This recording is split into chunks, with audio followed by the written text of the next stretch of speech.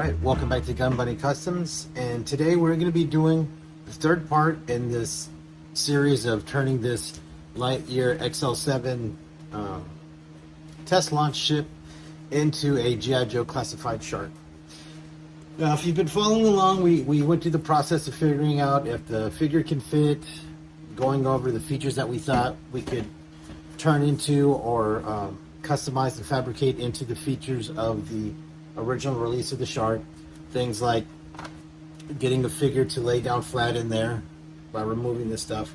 And then the other thing was having these panels pop up in order to allow some weapons to deploy. And the original one, they were on the wings and they popped up kind of like this. They popped up flat, and then the two guns would kind of come out. So we're going to do something a little bit more streamlined and a little bit more I don't know. I guess that would be, you know, obviously something that I could actually do and create, and then also kind of go along with the look of the ship.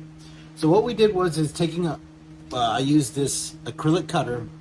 I scored the panel lines until I freed this panel from the body, and so this is the panels that we're going to use to turn into those the panels that pop up and the weapons are attached to.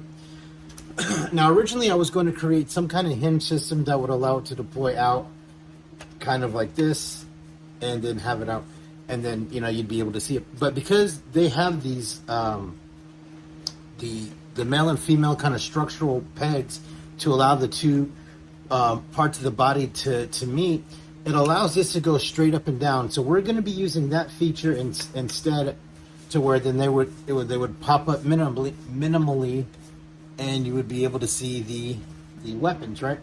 So I've been trying to figure out how I was going to do that, and so this is what I came up with. So as you can see here, I've scored this big gash right in the middle of this, and oh shit. Well, let's see. That hadn't happened before, so let's see. I can just pull it out. Watch me whip this thing on out. And almost there we go. Alright, so Grunt's gonna get out of there. So what I came up with is, if you can see this big kind of gash here in the middle of the panel, what I'm going to do is I created these fins, and these fins mimic the shape of the fin that came with it. And so if you look on the original, it had two fins on the back of the body, and then it had small fins that came up above where the kind of right there where the guns are. So what I'm going to do is I'm going to take these fins, and they're going to go inside of that gash like that, and that's how I'm going to get them to fit in there, as you can see. And so what that's going to do is, let me put this back in there, line these up.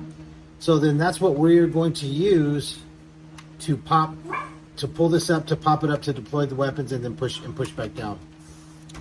So the way that I'm going to accomplish this, you know, I've been scoring it here, but what I did was here's the other panel. So I marked where the bottom part of this was, or, you know, is going to go inside, and so then with tape I marked off the area that needs to be removed. So you take your pin vise and you find the diameter that's going to fit right there, and then on the ends you drill a hole, and so that way it goes all the way through straight. And then you take your either panel line scriber, the back of your X-Acto knife, or an acrylic cutter like this, and you just take it in there and just score it till it all comes out. Now this one isn't all the way through yet. I kind of wanted to show it at the beginning of the process with the tape on it and with this.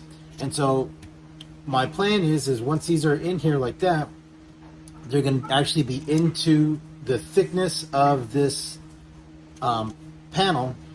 So then that way they'll be glued in there, and then I'm going to put some 90-degree styrene here on the sides to give it some more hold.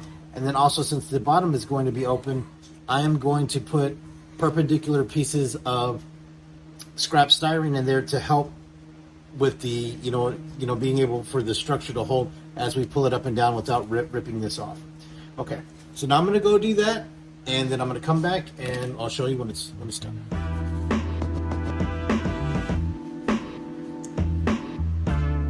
Okay, and we're back. So let me show you what happened. So I was able to create exactly what I saw in my head, and look at that great profile it creates. Now, if you're wondering how I chose exactly where to put the fins on the panels that came out, like how I picked where it's going to be, if you can see, there's this panel line that goes right behind it. So I wanted to stay in line with that all the way through, so then that it wouldn't be off. Because if, you know, a real toy designer was doing this, and, you know, they would have all of that lined up perfectly. So I wanted to do that, just kind of keep the body lines in line. And so let's see. So then you'll just pull them out like that. And there's going to be some kind of stopping point in there once I create the weapons that you're going to see. You're just going to see them kind of pop out of here. It's not going to be very detailed because it's going to be a toy. So we're just going to fill in this section here, and then we'll kind of create some walls that go all the way around. So when you pull it up, it looks, you know, it doesn't look hollow. You won't be able to see in. But so as far as the lifting mechanism goes, sorry, you got to line those posts right back up. So as far as the lifting mechanism goes, this is good enough for me. I'm okay with it. You know what I mean? I wanted to keep it something simple. I'm not a very smart man, so coming up with some kind of mechanical spring-loaded thing or whatever wasn't going to work for me. And so I tried to think, well, if a toy company was trying to do something really cheap and to create something, they're going to make it as simple as possible. So it's just going to fold, or it's just going to pull out or something like that. And so that's what I did. So they're going to pull out like that. Like I said, they're going to have the interior compartment kind of made, and so I'll have a stopping point to where it'll hold it up like that, and it'll have all the weapons exposed on either side. And you get that nifty look of having a couple of more fins that changes the overall profile of the toy, and kind of jazzes it up a bit. All right, so that's going to be it for this episode. But before I go, I know a lot of people, they ask, you know, how I do certain things, and some things I'll show and some things I don't. So when this started off, I just just figured out in my mind by measuring the length of the panel and figuring out how big I wanted it to be, and then how I wanted it to kind of look like that, and just kind of sketch it out, and then you can figure out the measurements based off of how big that panel is. But when I cut the styrene, I use something like this, a cutting board like this. It's got a razor blade on one side, and you stick it through and you cut it, but it keeps everything square. And that's usually for smaller stuff. And then for bigger stuff, I have this thing, and what you do is, like, if you wanted to do this whole sheet, and keep the damn